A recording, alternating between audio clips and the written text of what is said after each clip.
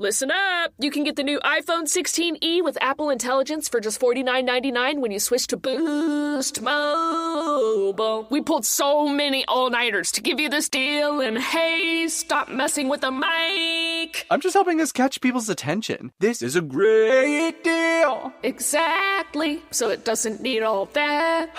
Fine.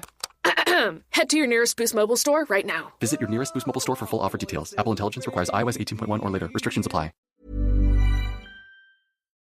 Hello, and welcome to Oldie but a Goodie, a podcast where you listen to it by pressing play. Pretty crazy. We're reviewing nothing this week. Zach and I, my name's Sandro, by the way, we're actually on break still. Coming back next week to review a Dan Aykroyd Chevy Chase spy comedy called Spies Like Us. Very excited for that one. They'll be out next Monday. But got one more bonus episode to drop on you this week. And because over at patreon.com/oldiebuttagoodiepod, which is where all our bonus episodes go, right now we're coming to the tail end of our 4th year doing the Cage-orama. 3 months of Nicolas Cage movies where we review them on a level of quality, but also on a level of Nicolas Cage-ness. And the final episode is out soon, and that's going to be a bonus battle episode between 2 Nicolas Cage movies. Up on Tuesday, slight delay on that one getting out, is the review of the Nicolas Cage Australian movie, The Surfer. So that's going to be up tomorrow. It was meant to be up last week, but I just wasn't able to get it done in time. It's up on Tuesday. Very exciting. But then to wrap it up, the final episode after that one is going to be a bonus battle. And that's why I thought, let's drop one of the Nicolas Cage bonus battles that we've done here for free on the main feed. And people have been asking about these movies. They're like, oh, you're reviewing movies. Have you done Con Air? Have you done Gone in 60 Seconds? And we have over on Patreon. And that's why I'm going to drop this one. People just seem to be thinking about Con Air a lot recently. So I'm just going to put this one out there. So this is a bonus battle between 2 Nicolas Cage action movies, Con Air, dear me, and Gone in 60 Seconds. Very fun. I hope you enjoy the episode. Also, make sure to go check out Franchise Detours. I was on that recently with our friend Robert, talking about Superman 3. So if you want some more content to listen to this week because you're missing the main show, go check that out. Me and one of our guests, he's come on a bunch of times, Robert, we talked about Superman 3. Terrible movie. Very fun episode. So go check that out as well. Franchise Detours is that podcast's name. Anyway, enjoy this free Patreon episode. We'll see you next week for that spy comedy. Bye! And to wrap up the Cage-orama this evening, we've got a special round for you. It's a cage match. Ding, ding. In this corner, we have weighing some amount of pounds because it's probably just a DVD case. It's Con Air. Oh, I'm a criminal. I'm gonna punch ya. Oh shit, he's a criminal. He's gonna punch ya. Yeah. And in this corner, lasting only 60 seconds, which was my attention span watching that movie, it's Con in 60 seconds. Oh, vroom, vroom, motherfucker. I'm gonna break your face with my car. He's gonna break your face with a car. Yes, we're allowing cars in this match for some reason. All right, let the battle begin. Ding, ding. Boop, boop, boop, boop, boop. Hello and welcome to motherfucking Patreon. It's The Patreon. And it's time for a bonus battle to wrap up the Cage-orama. The Cage-orama. Oh my goodness, Zach. We've reached the end of a very long series. We're very tired. I have certainly reached the end. The end of my wits, the end of my sanity, the end of everything, I would say. And we're wrapping it up with 2 reasonably fondly remembered Nicolas Cage hits from the late 90s, early 2000s. They are both technically Walt Disney movies put out by Touchstone. They are both produced by Jerry Bruckheimer, who also did the Pirates movies, I think. And they're both written by the same guy, Scott Rosenberg, who also wrote Venom. So this is just a great... You know what? That actually makes sense. Venom, famous for its great writing. Yes. So, like a turd in the wind. In the wind. I think, you know what? That makes a lot of sense when we get into it. Story-wise, there was a lot.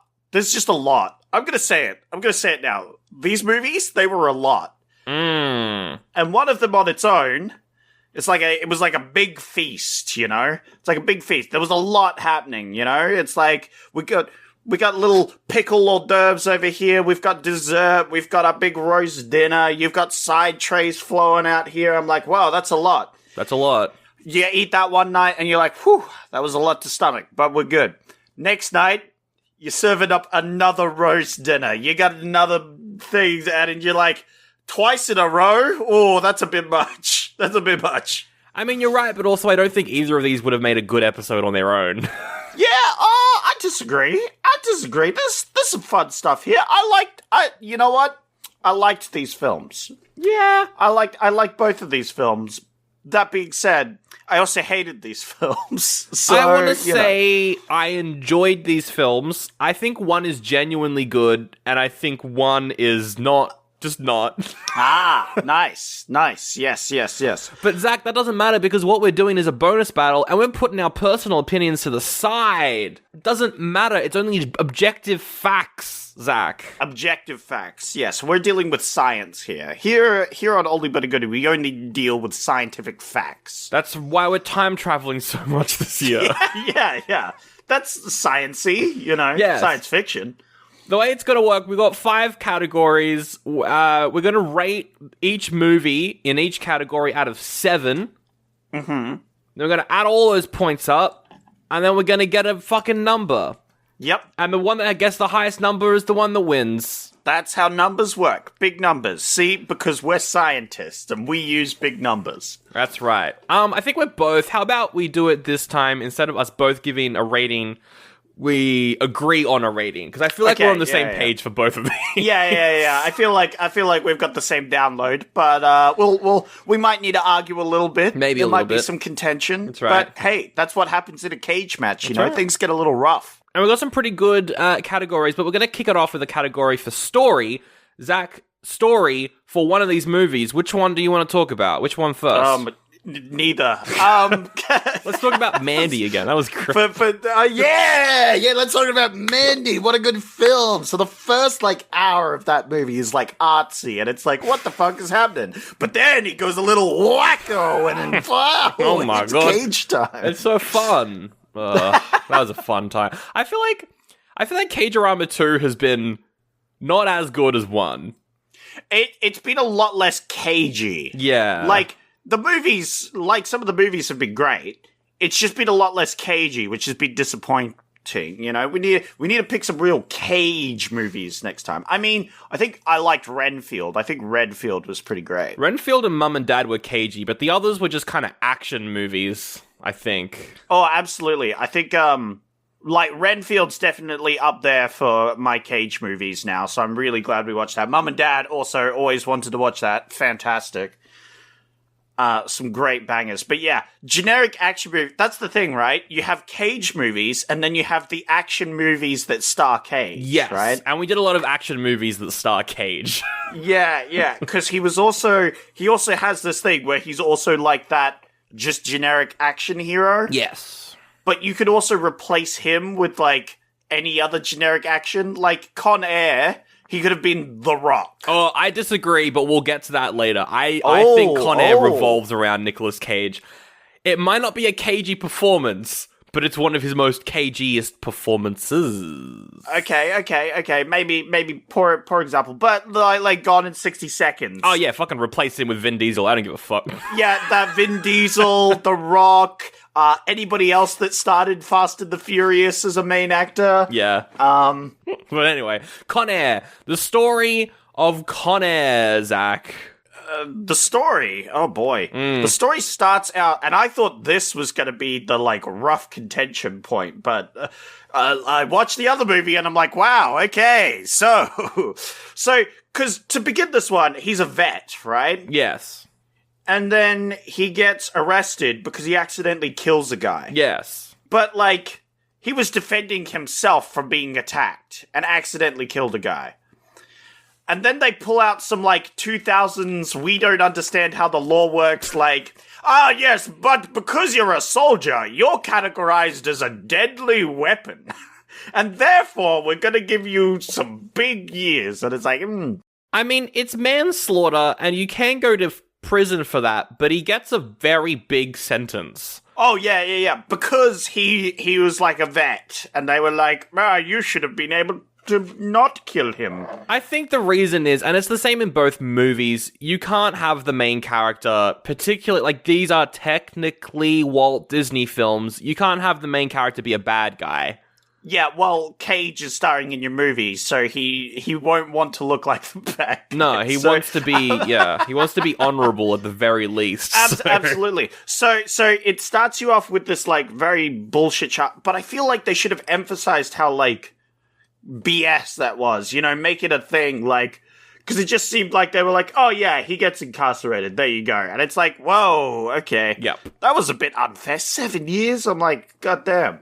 So yeah, he gets unjustly incarcerated while his newborn daughter is born. It's just wild at heart. It's just wild at heart again. Yeah. That he gets sent to jail, and his and Laura Dern has a kid. It's just the same movie, technically. Absolutely. Exactly the same in every way. Yes. Even with the weird guy with the high-pitched voice, that doesn't matter. Yeah. And so they go, he goes to jail. Yeah.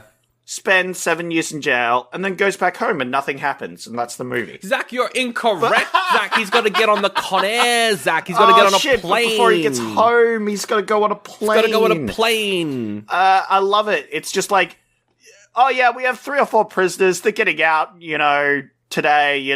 They're innocent. They're good guys. Oh, and we have the worst criminals imaginable. the worst criminals we've ever had in the history of the US. We're putting them all on the same plane. See, I fucking love this, because it's so funny. It's such a stupid concept. I feel like this movie, unlike Gone in 60 Seconds, is self-aware. Oh, yeah. Enough to just be dumb. I feel like this, we'll get into it, but I think we're both a bit more pro Con Air. Yeah. And boo-boo 60 Seconds. I mean, we're not pro or con, it's objective facts, Zach. It's objective Yeah. No, that's what I'm saying. We're rating this now with our objective facts, but outside of that, yes, we're pro Con Air, boo-boo, 60 Seconds, but we're dealing with objective facts. Yeah. So, and I'm pretty glad that you like Con Air as well, because I had seen this before a few times as a kid. My dad had it on VHS, so I watched this one a bunch. So, I'm glad that you also enjoyed it a little bit. Look, Con Air had its rough moments, but overall, I thought it was pretty good. Like, the ending. I don't know what the fuck was happening at the ending of Con Air. That ending goes on for maybe 20 minutes too long. Absolutely. Okay, so anyway, we get on Con Air, full of the worst criminals imaginable, and nothing goes wrong. Everything goes fine, and they return home. No, Zach, John Malkovich takes over the plane. Wrong. Oh, yeah, that's right. John Malkovich is like, I'm the captain now, motherfucker. Yeah. So the criminals take over the plane. Shenanigans ensue. Yep. We toss a few famous comedians out the plane. Why the fuck was he in this? We'll get to that later. I forgot he was in this. Yeah. I was like, oh, he's actually dead. They killed him. I did not expect that. Yeah. You land your plane. Yep. You have a few shenanigans where they're like, oh, where's our escape plane? There was supposed to be one, and then it blows up. Escape plane. And then John Cusack's like, I'm a cop in a big suit, I'm gonna help you. The fucking cop story. I hate... That was the part where I was like, this is the stupidest fucking... Why the fuck? See, I like John Cusack when he tries to be in action, because it's so out of place. He doesn't suit these sort of movies, but I find it very funny. So I was enjoying it, but also it's the worst part of the movie. Wow. Yeah. Like, I mean, John Cusack as like an action here, he was alright. But yeah, it was very silly. Because you have these like 2 cops, but they're fighting each other, and they constantly are making terrible decisions. Yeah, because one of them's an asshole, and the other one's just an idiot. Yeah. Anyway, yeah, They've got to get onto another plane, but the plane never arrives. There's a big shootout. They end up crashing a plane into the fucking Las Vegas Strip for some reason. Yeah. So it goes from, like, this abandoned desert area with no one around, and it, like, cuts to them crashing into LA. Like, there's, like, a 2-minute thing where they're suddenly in LA now, crashing into the Strip with civilians everywhere. They're just smashing into all this. Big explosions. Explosions in this movie, integral to the plot, because there's a lot of them. And they're big, and they're fancy, and it's pretty cool. You think everything's wrapped up. There's a Deus Ex giant fan that, like, saves Nic Cage at one point. Just a rotary blade that, like, flies in the middle of the plane to, like, save him. It was dumb. The bad guy holds a rabbit plushie hostage. Oh, yeah, that's right. Yeah, that was stupid.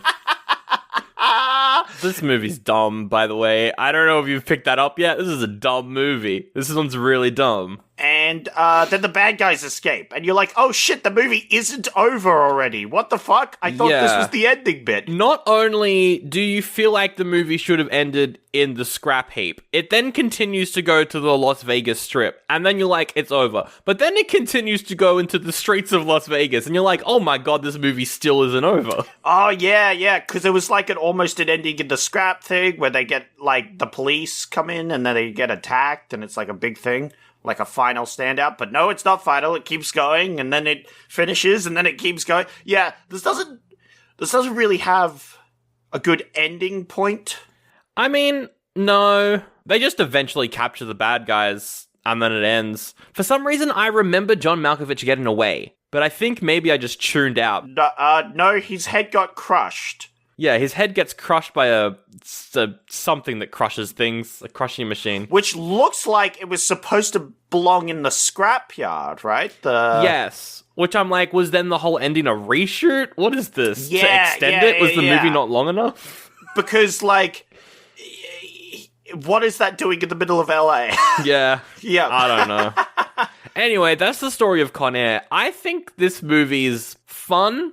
Oh, absolutely. This is definitely fun shenanigans. There's a lot of fun shenanigans. But story-wise... I mean, story-wise, this is just nonsense. This is just nonsense. Like, it's so... Why the fuck do you put all these criminals on the same plane? Why are you doing any of this? I could see that happening, though. Like, through bad guy manipulation, right? Because they also have, like, some last-minute criminals that they put in on the second stop, right? Oh my god, I can't wait to bloody get to one of them. We'll get to that later. Yeah, absolutely. And so it feels like there was some manipulation by bad guys to get them on. So that bit's, like, fine, and then they, capture the plane.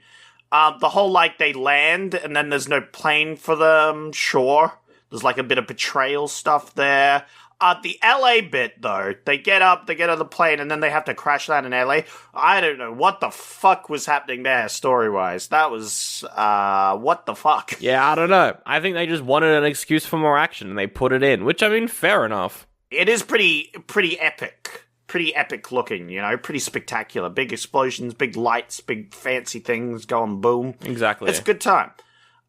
Story, out of 7? Out of 7, as we rate everything in the K-drama out of 7 story, we are rating it out of 7. I'm feeling like a 3 or 4, maybe. Ooh. Yeah, I feel it. I'd put it at a 4. I think 4? Okay. I'm feeling a 4, yeah. Because it was it was nonsensical, but it was enjoyable, I felt. And it feels self-aware. It feels like it knows that it's a joke, which unfortunately Gone in 60 Seconds doesn't feel like that. Yeah. Okay, we're getting into Gone in 60 Seconds. Fuck me. What the fuck is this story going on? So, oh my god. Gone in 60 Seconds is about Nicolas Cage. He was a car jacker boy. He loved to jack them cars. He'd love to go on car heists, but he's retired and he's a nice guy now. And he's forced to come back. Guy. He's forced to come back by powers outside his control, so he's still a good person. Yes. Not a criminal. That's fine, but also, like, the story here is just wild. Yeah, so his brother has followed in the same steps as him. Yeah. Even though he left the game. Yeah. He only left the game so that you wouldn't get in trouble. Good thing no one explained that to you at all, and you actually just got in trouble anyway. If anybody had just gone up to you and said, hey, don't get messed up in this shit, because he left specifically so you wouldn't get messed up in this shit. But then he went and got messed up in this shit anyway. And so yeah, his brother, he's working for Christopher Eccleston. Fucking amazing to see him in a movie with Nicolas Cage. That was so funny. Yeah. That was so funny. And some stuff happens. He leads some cops to a bunch of cars that he's trying to steal for Christopher Eccleston. And then Christopher Eccleston's like, oh my god, can't believe you've done this. I'm gonna kill you unless your brother manages to steal 50 cars in 3 days, in 72 hours. Which, quite frankly, is goddamn bonkers, but I think that's part of the charm, though. You know, it's a fun concept. Yeah, that's the idea, right? It's like this ridiculous thing. But also, can't they just be like, oh yeah, we'll get you your cars next week. Give us an extra day or two, you know? Yeah. Something like, But then you don't have a movie, Zach. Yeah, oh, sorry, I forgot about that bit, you know? You need to have a dumb movie. It's gotta be a movie, it's gotta be dumb. But also, like, this is, like, 2000s. So, like, maybe security, it's a bit easier to steal things. But I'm just saying, it's like, how the fuck are they getting 50, like, expensive cars? Okay. But that's Sure. when the movie gets really interesting, though, because you spend an hour of the movie where nothing fucking happens. But then the second half of the Absolutely movie nothing. is Cage has got to, after he has put his team together, through weird scenes that don't entirely add up, like Angelina Jolie's in this movie. She's got dreads for some reason. It's kind of problematic. It's a weird thing where, like, she doesn't want to join the team, but then she does join the team, but she decides to join the team off screen. So we're like, why the fuck are you here, Angelina Jolie? Anyway, it's a whole thing. It's integral so that later on they can, like, kiss for a bit and not bang. Yeah, that was uncomfortable. I didn't like that at all. So, Oh my god, I didn't like most of this plot, because he's meant to be this super steely guy. yes. He jacks a lot of cars. That's what he does. He boosts them. He boosts the car. He jacks in the cars as well. That's a scene we'll get to in another category. And yeah, he's meant to be so good that, like, the local cop Yes. is The local detective. I wanted Yeah. to bring him up because he's also like a big character in this movie. We always cut to him and his squad trying to bust them stealing a car, which you I know? really liked because we've got Timothy Oliphant in there as, like, the side guy. I really liked the cop. I thought he was great. Delroy Lindo is his name. I thought, like, he was really good. And I thought some of the best stuff in the movie was scenes where they were together, like him, Nic Cage. It was a great dynamic. Yeah, because they would like, I know you're up to some bullshit and I'm gonna fucking grab you, but also you're a good cunt, aren't you? Yeah, fuck it. I fuck love it. you, man. All right, you have a good day now. I'll see you next time, you know? But the problem with this movie, though, is that constantly with the cops, it tries to make police brutality a joke. Yeah, And that was kind of bad, actually. So, You know what? That has aged poorly, and also was probably poorly when it came out. Yeah. You know what? It's just poor. But anyway, they got to steal 50 cars they leave it up to one night. They got to steal it all in one night. They do all the coverage trying to find out where the cars were. I like that. I liked the planning for the heist. That was really fun. That is true. There's some good bits in this film where they're like scouting out the cars for the big heist sort of thing. But then they got to go steal all the cars. They steal all the cars. It's like an hour long of them just stealing cars. And I was like, this is kind of fun. I like this movie now, actually. And then it ends and Nic Cage is like, I'm going to steal the last car by myself at the last minute. And he steals the car, but it's too late. He's too late. And then Christopher Eccleston's like, you didn't steal the car in time. I'm going to punch her. So they fight a bit. And then the cop shows up. But then Christopher Eccleston's got to kill the cop. So Nic Cage is like, I'm going to kill Christopher Eccleston, just like Alan Rickman in Die Hard, push him off a fucking thing, falls down. Oh, it was very Die Hard, that death scene. Now, I just want to roll back a little bit. No, but then the cop is like, but you're a good guy, actually, and I'm going to let you go. End of movie. That's just what I wanted to say. Yeah. That's great. Yeah. The cop's like, you're a good guy, I'm going to let you go. Just 2 seconds ago, where he brings the 50th car yes. for this thing, which is like 50 of these super expensive cars all get stolen and the cops, like, don't manage to get one of it. Like, incredible. Pretty great. But he's 12 minutes late. Yes, he is. 12 minutes. And they're like, no deal. I mean, but it's a movie, though. You've got to have that. That's just a part of movies. Yeah, or Sandro, or you could have that not part of your movie, and you could actually just have a different way that the bullshit hangs down. Like, that they get him on time, and the bad guy's like, oh, cool, here's the deal, we did it, you know? Yeah. But I'm also betraying you, boom, now I'm gonna kill you anyway. I don't know. The 12 minutes, I mean, maybe that's part of it, is just like he is just betraying them anyway. I don't know. I liked it. But I liked how Christopher Eccleston was like, I'm fine, actually. And, like, he does his big smile. I'm like, oh, I love Christopher Eccleston. Then he just punches Nic Cage. I'm like, fuck yeah. So that was pretty cool. Anyway, this movie gets like a 2. The story is rough. I could not follow it for a lot of it. There's a lot of stuff. It's also so character-based and I don't give a fuck. Yeah. That's the bit. They're always like, this is a Fast and Furious movie, but you don't get any of the charm of Fast and the Furious or the, 12 movies of backstory beforehand. Yeah, which is weird, because, Fast and Furious probably has has worse actors across the board. Yeah. Yet, somehow it's got more charm. I don't know how. I think it's just a better story because, the undercover cop thing, yeah. Yeah. It's just a better story. Because the story, it's garbage. 2. Yeah. I'll rate it a 2. Fuck. This story sucked. Kind of bad, actually. Next category is action. Ooh. For Con Air, I reckon it's mostly pretty good. There's some fun stuff. It's not tense, but it's definitely, got thriller aspects to it. There's a tense scene. There's when he's, fighting some of the bad guys on the plane. Yeah. I think it's pretty good. Like that one time where he power walks towards the bad guy, gets shot in the arm, and just keeps walking. That was pretty cool. There's, when he's hanging on the fire truck, and the bad guy's, stabbing at him with some random fucking harpoon that he has for some fucking reason. Where the fuck did you get that harpoon from? And then Nic Cage, snaps the harpoon and stabs the bad guy with the end of the harpoon. And it's like, what is going on here? This is crazy. The explosions. There's a lot of explosions. There's a lot of them. So Con Air was directed by Simon West, who also did Lara Croft Tomb Raider, which we reviewed last year. He also did the Never Gonna Give You Up music video, but I wouldn't be bloody surprised if you didn't tell me that this was directed by Michael Bay. Yeah, no. Oh, absolutely. The amount of explosions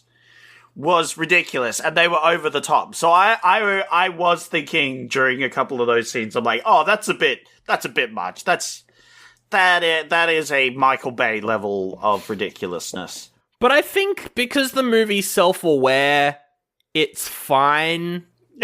It can kind of get away with it. Here's the thing, Sandro. You keep saying it's self-aware and that's fine. But you're the person who's imposed your opinion that it is self-aware. You're just assuming that it is self-aware, and that's how it gets away with it. It's not necessarily self-aware. But there's so much in this movie that's gotta be funny on purpose. Random shit that Nic Cage says, just... Yeah. I feel like it's gotta be, and if it's not, I feel really bad for the guy who wrote this. Well, they do pull out, a stuffed toy rabbit and have the bad guy, threatening to shoot the rabbit. Exactly. So, I will give you the benefit of the doubt here, and by you I mean the movie, that is a dumb silly plot, but good action. I'd say the action's actually pretty good. There was that Deus Ex Machina helicopter blade when they crashed that saved Nic Cage at one point, which I think was bad. That was dumb. I think that was also kind of bad and dumb. I feel like, once you get to the Las Vegas shit, the quality dips a little bit. Yeah. The action as well, it looks so bad after that point. Yeah, they do a lot of close-ups, which made me feel, nauseous. Yeah, because it was all green screen stuff, I think. It was all green screen, so... which was not ideal. No. But overall, I think the action was pretty good for this film. For an action film, Yeah. pretty actiony, pretty good. I think pretty actiony. I'm feeling a 4 again, honestly. I don't think it's too high. I'd put it at a 5. How about 4.5 then? 4.5? I'm cool with that. I think it's definitely, action's definitely one of its better suits. Now, Zach, gone in 60 seconds. When you think of a car movie, when you got to steal a bunch of cars, I know that you're thinking Fast and Furious. Yes. You're thinking big chases. Absolutely. What if there's like one in the movie? Ooh. And that's about it. But it's with Eleanor, the very famous car Eleanor, Sandro. All I'm saying is that there's not much action in the action movie Gone in 60 Seconds. No. For the first part of it. I think, like, the last part, like, the last half an hour, there's a lot of nice action, which is good. Yes. I think the actual chase scene with Eleanor was pretty fun. I enjoyed that sequence. I thought that was good, yeah. I liked some stuff with, like, there's, like, cops and there's a bunch of small car chases in this film that are fine. Yeah. I wish it would have been showed more deliberate. Nic Cage, like, evading the cops and not it feel like it's just, like, coincidence and accidentally managing to evade them. Yeah. So, for example, during this drive sequence, he, like, backs out of an alley and, like, is driving backwards for a bit, which is pretty cool. That was fun. But then he goes across the street and it just so happens the truck passes by into the cop car, just the thing, and they lose him. And it's like, it's more lucky. And then he, like, drives past an airfield to get rid of the helicopter. Yes. That's like a 2-second scene in the film. But that's a very good way of getting rid of a helicopter. So I wish there would have been, like, a thing where he, like, spots a plane and, like, diverts his car so he drives past the airport so the helicopter can't go by. Like, you know. Yeah. Like, he outsmarts them a bit, you know? That would have been alright. For sure, I agree. It's also shot very plainly. Both these movies, the cinematography in both of them, I had a note during Con Air when I was like, I forgot how in the 90s they just didn't give a fuck about cinematography. Yeah, it's like 3 shots over and over and over and over and over again. Yeah. And it's the same with Gone in 60 Seconds. So the action looks flat. But there's some fun. I liked when he used nitro randomly. There's just randomly nitro and Eleanor. I'm like, okay. Yeah. But they don't bring it up again. You know, like that one scene where he has to go really fast to get up a ramp so he can jump. He doesn't use the nitro there. And I'm like, what? But this is the scene where he needs to go really fast, really hard. Like, this would be the perfect time to use some nitro, you know? Yeah. At the last second, he does the nitro, times it, and he... You know? Okay. Whatever.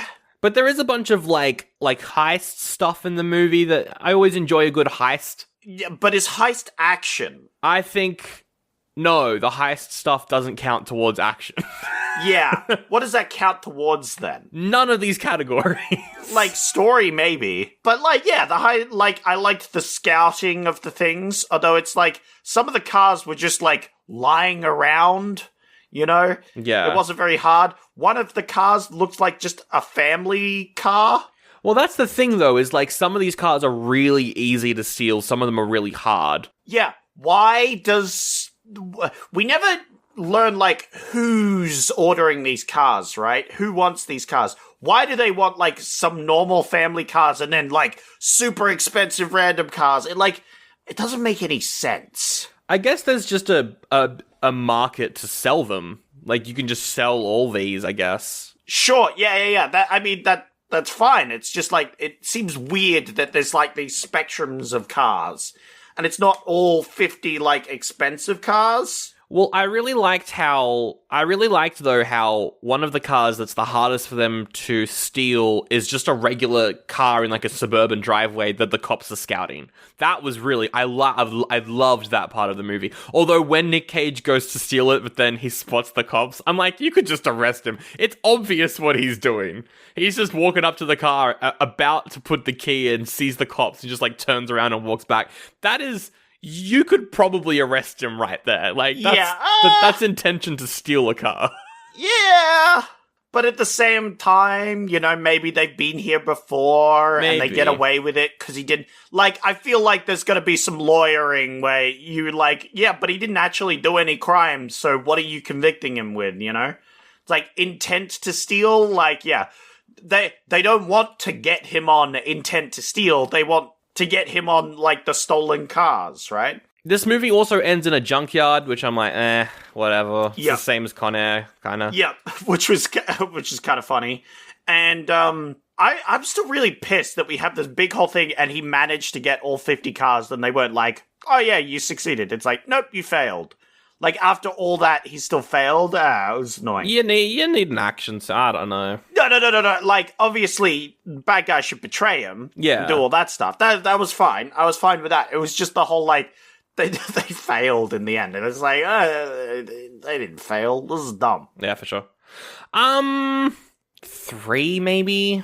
Yeah, I'll give it a 3. The car chase is pretty good, so I reckon it gets good points for that. And they have a bit of, like, fighting and shooting in the movie. Like, those random gang members that, like, Fucking hell, he yeah. pisses off because Sphinx blows up a car. Yep. Good on you, Sphinx. All right, so we're going to put down 3 for action? Yes. All right. Let's do it.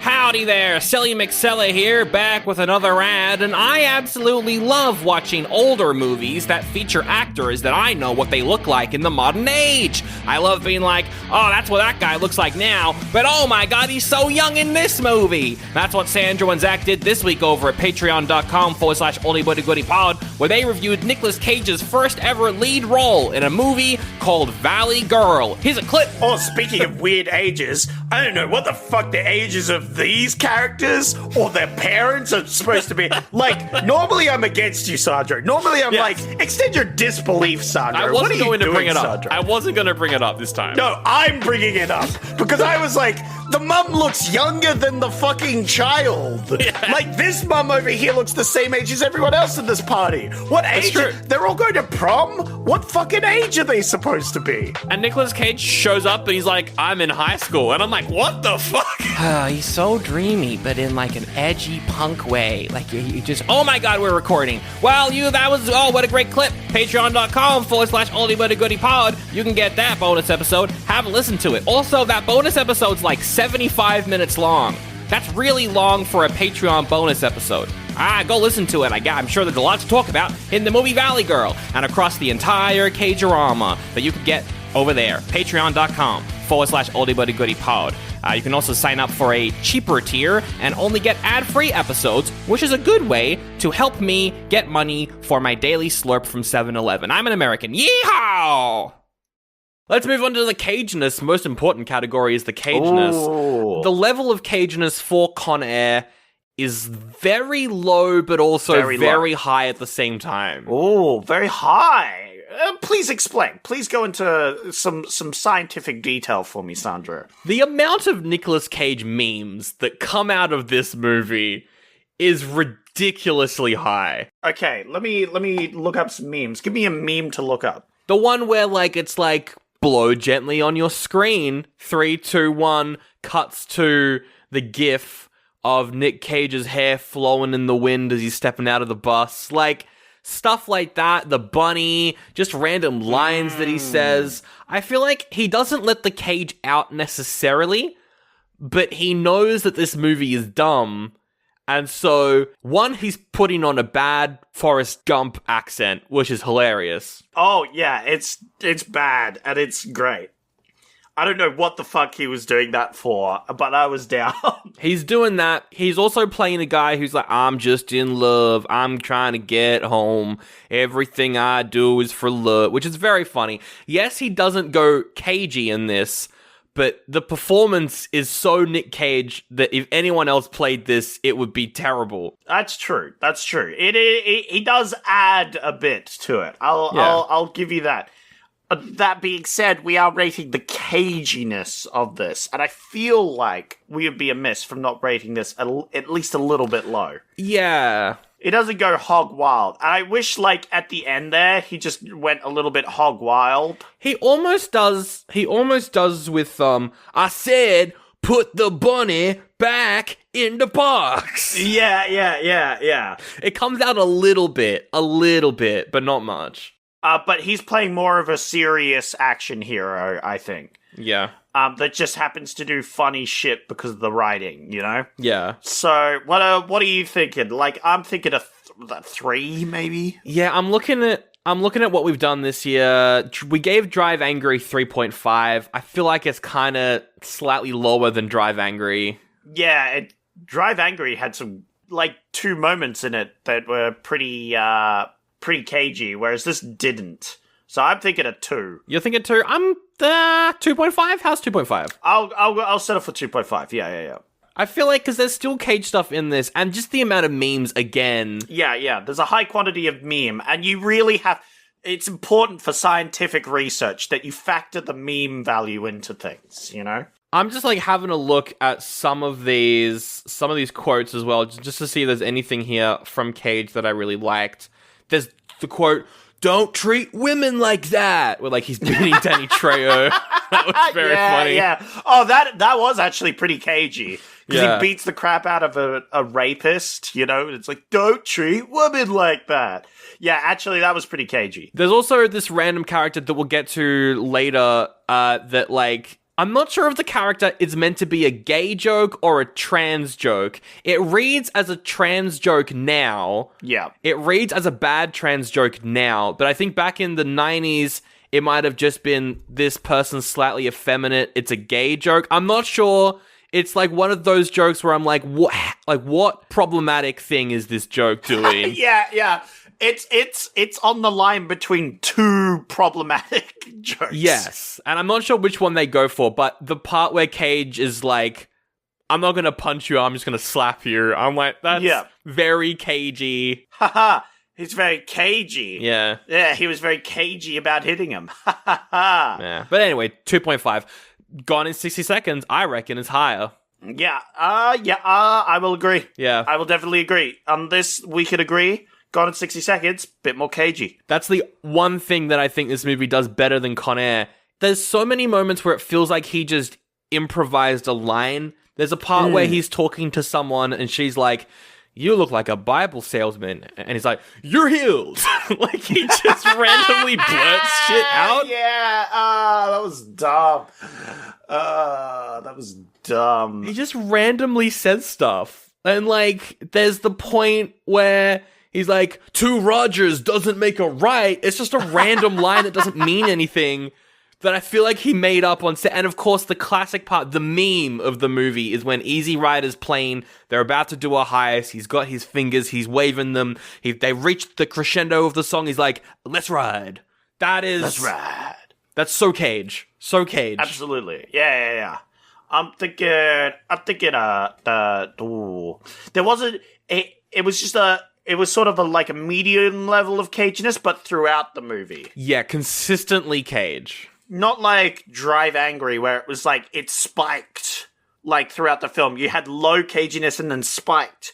So I'm thinking it's around the same, though, as Drive Angry. I think, because Drive Angry is 3.5. I reckon maybe 4. We, like, rounded up a little bit. Yeah. We rounded up a bit. Yep. I'm down for a 4. I'm thinking a 4 as well. 4 level of caginess. He doesn't go full Cage. He's nowhere near full Cage. He's well off on the point scale.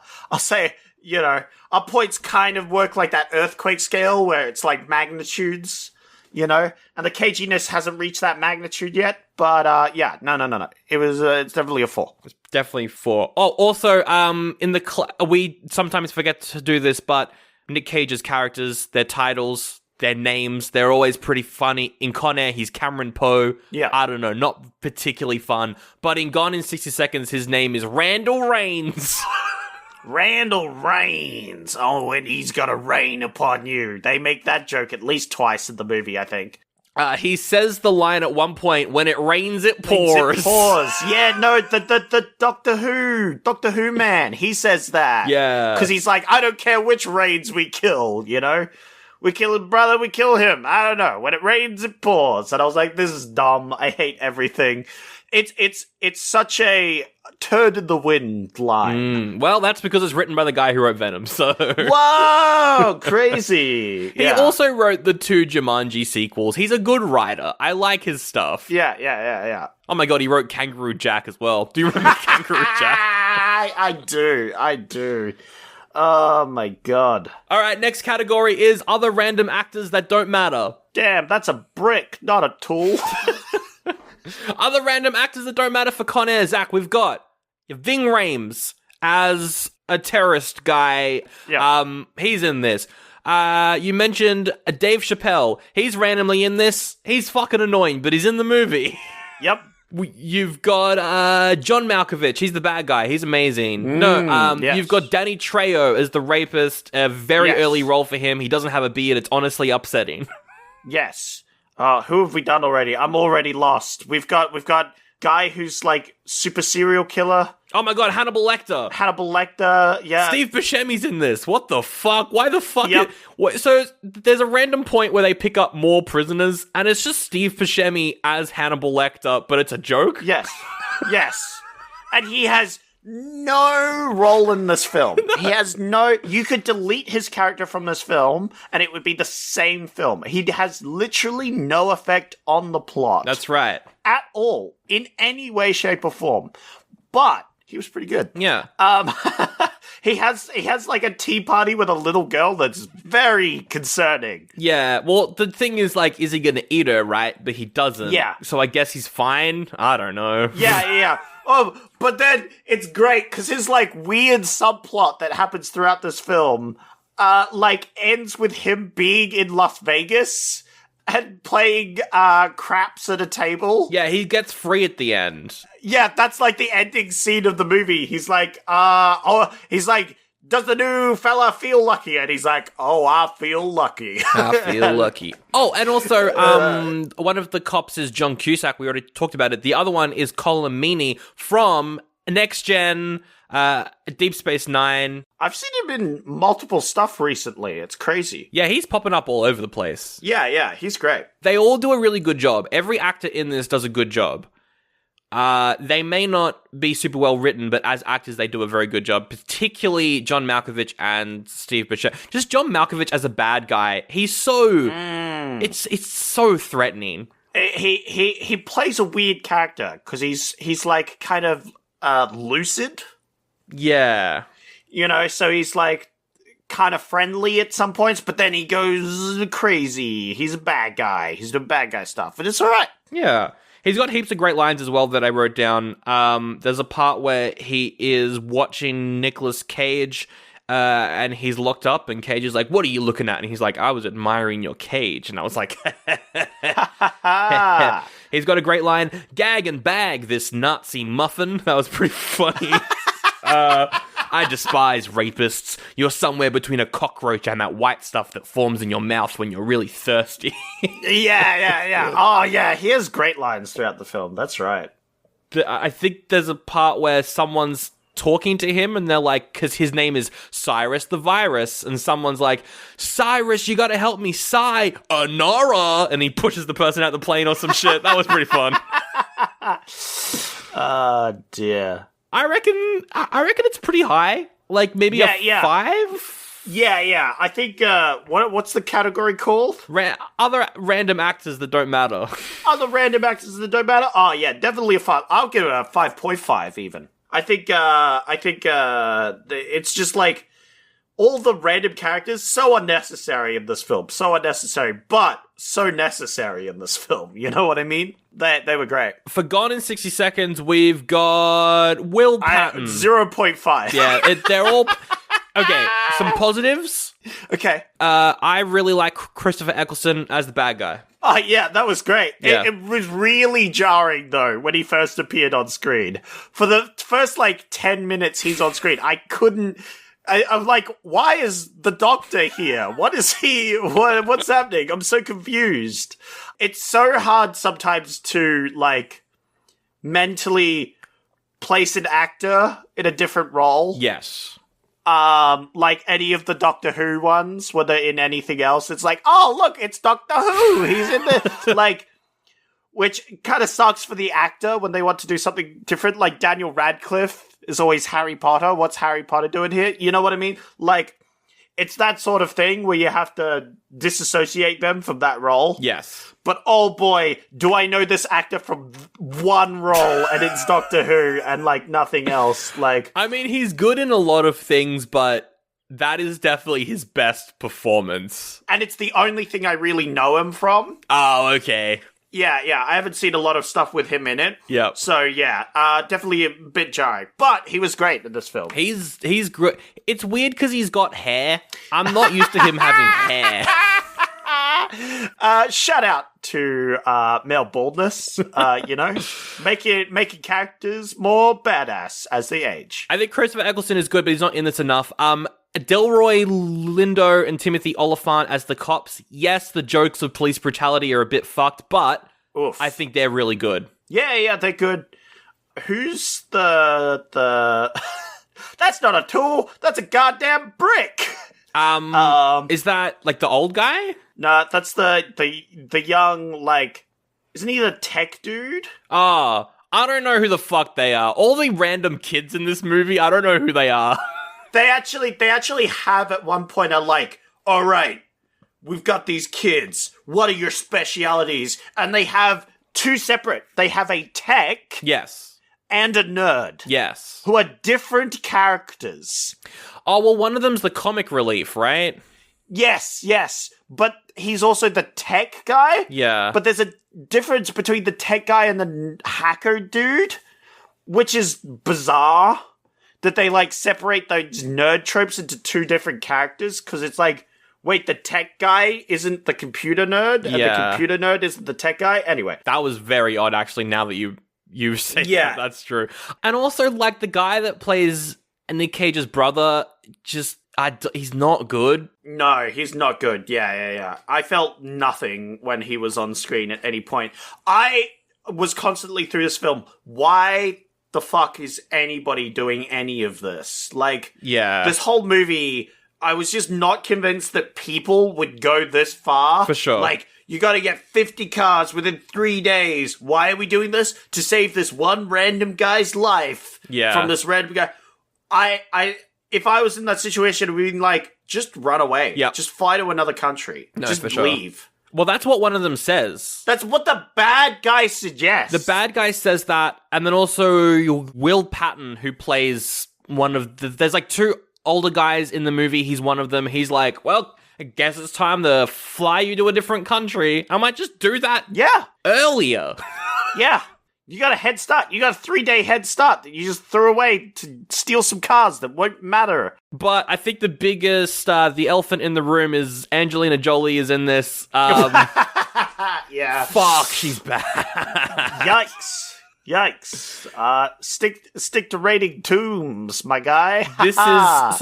This is kind of the role that got it, because she wasn't a lead in any movies until Tomb Raider.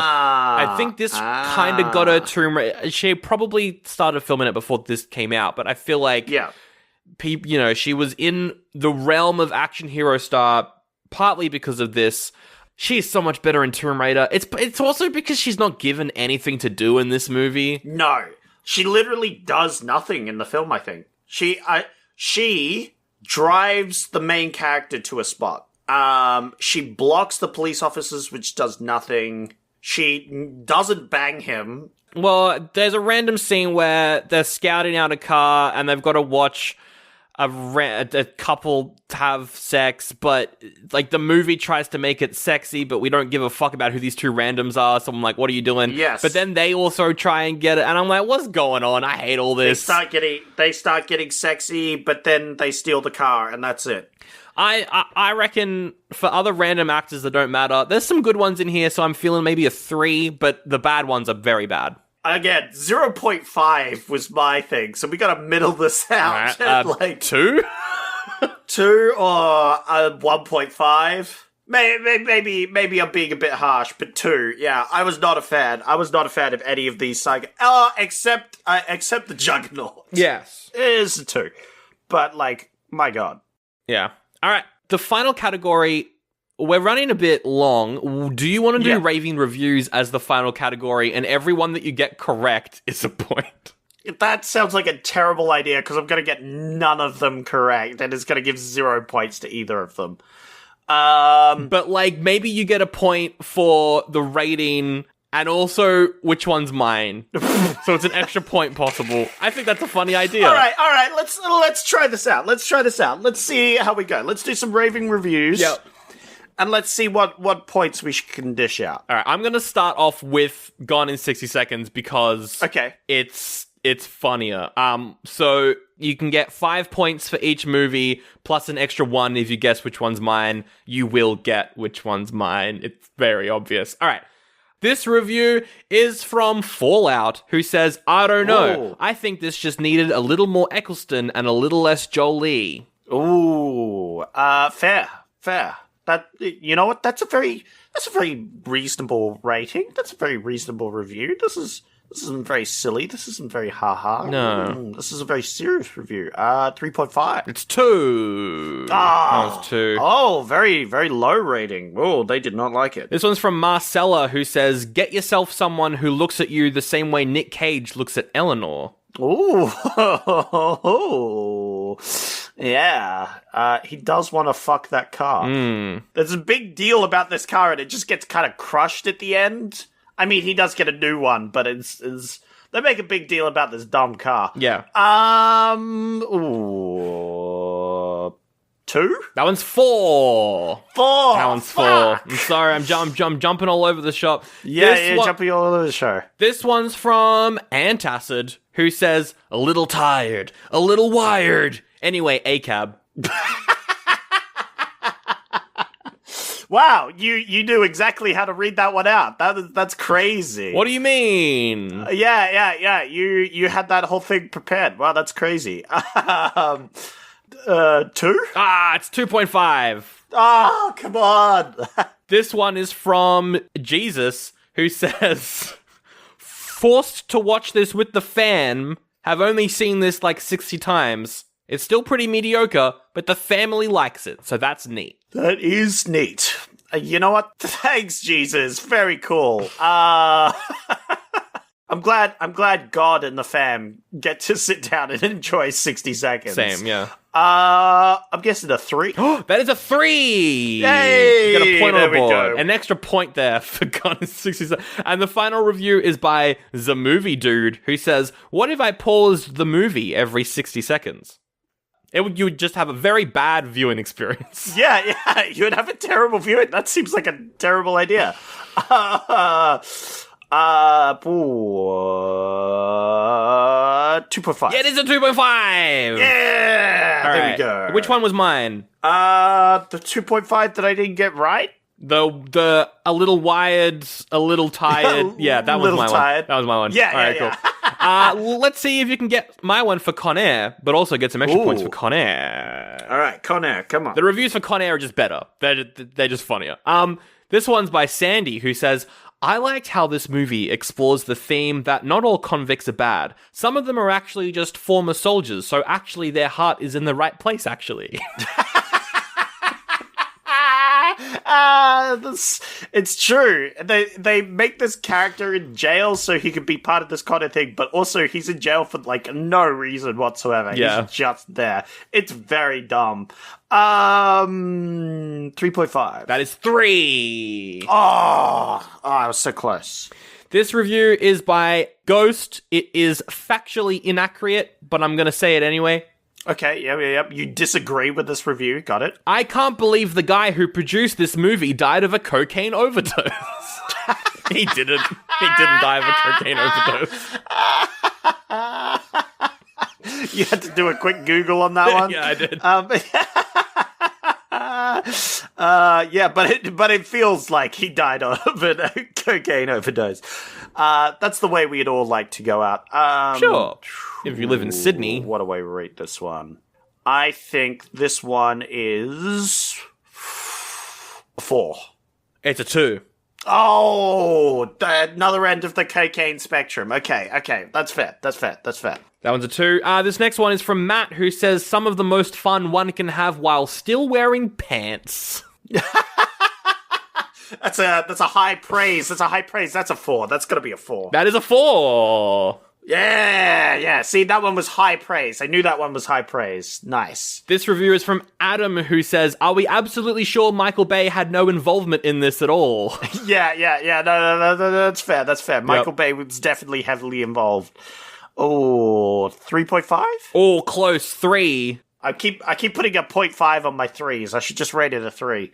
And finally, this review is by Mike. Now, this is a very long one, but I want to read it out. Okay. All right. Please go to. Truthful, Ooh. historical, Ooh. overlooked. Ooh.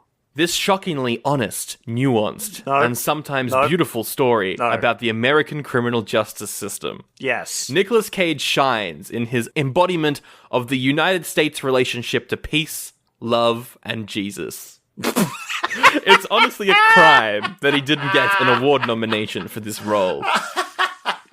Steve Buscemi's metaphorical portrayal of the Hollywood system is also a highlight.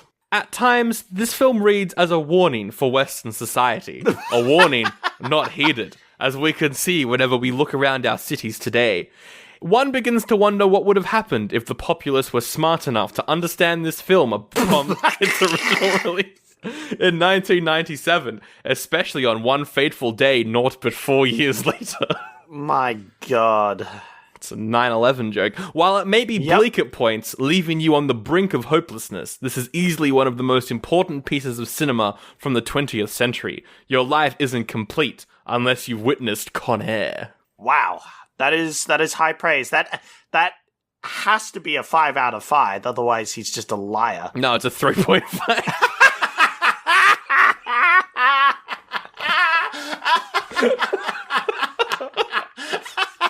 Which one do you think mine was? I have no fucking clue. What was the one just before that one? Are we sure Michael Bay had no involvement? Yeah, that one. That one's your one. No, mine was the long one.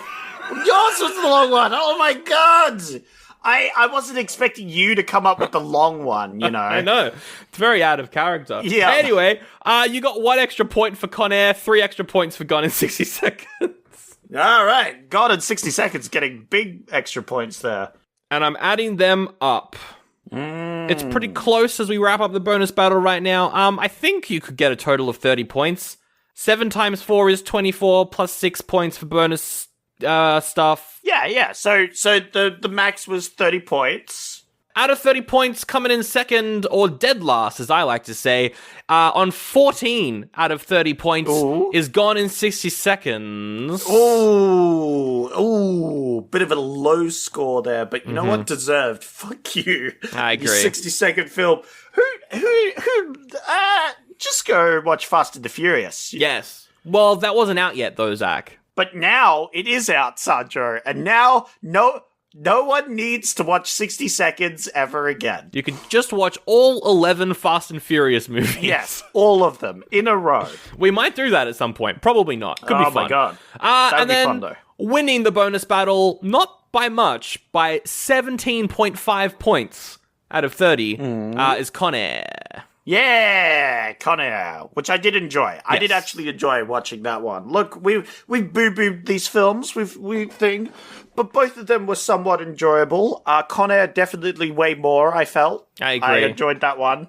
Whereas 60 seconds, every 60 seconds, I was like, I am losing the plot here. I need to stop now, actually. Why is there a subplot where a dog eats some keys and they have to shit out the keys in this movie? Like, that did not need to be in this film. Yep.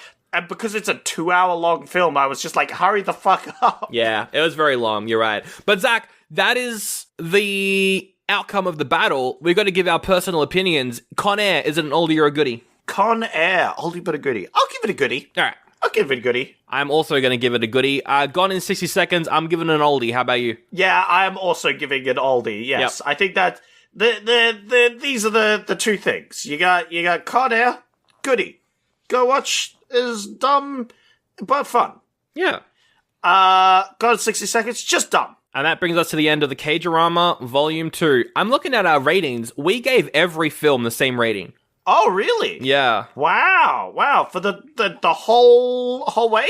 Yep, all 7 films. I mean, like, we disagreed a little bit on Ghost Rider and Renfield in terms of our opinions, but we rated them the same. So, yeah. Well, that comes down, I think, to the binary rating system that we have, which is either Goodie or Oldie. It's like, yeah, you're gonna end up with that. But yes, like Renfield, I enjoyed a lot more, and Drive Angry.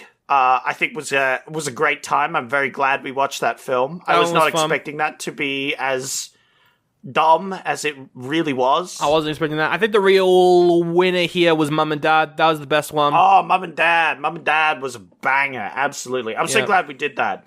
Had you not heard about Mum and Dad before? I hadn't, no. That was the first time I heard about it. That's crazy. I'm so glad that I was able to give you that one so you could enjoy that one. Because that's been on my radar for a long time. And I was like, we gotta watch Mum and Dad. The one where Nic Cage's dad just goes crazy.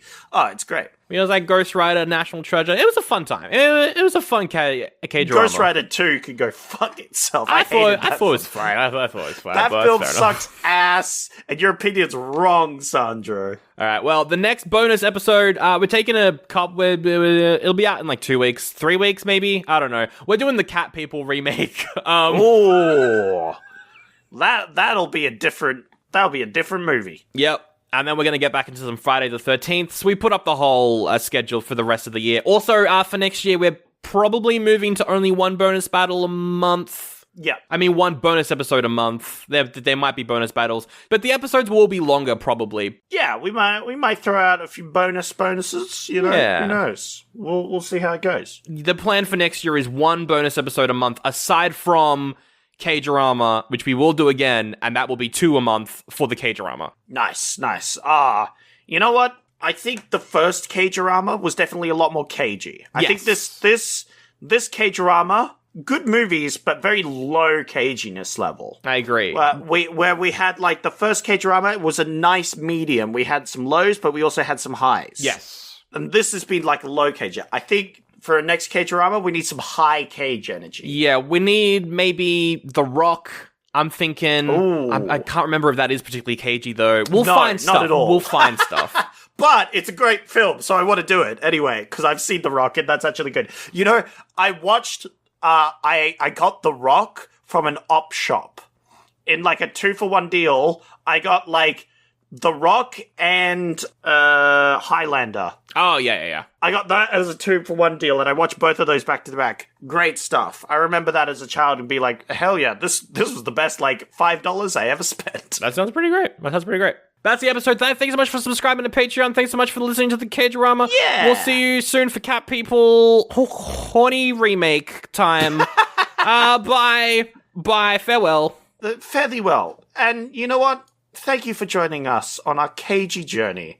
And I hope that you can all join us at just screaming into the heavens for no particular reason. Indeed.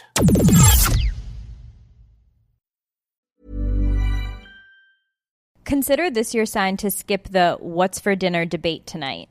Outback Steakhouse has a 3-course meal starting at just $14.99. Start with soup or salad, then take your pick of down-under entrees, like our juicy towering burger or flame-grilled shrimp. And for dessert, New York-style cheesecake, plus $8 cocktails all day, every day. 3 courses, starting at $14.99. Tell the group chat you'll see them at Outback. Price and participation may vary.